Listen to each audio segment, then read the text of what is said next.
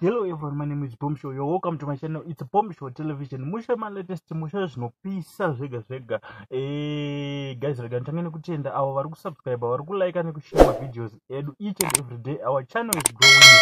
Ndisikari kupedza nguva, let's get into today's story.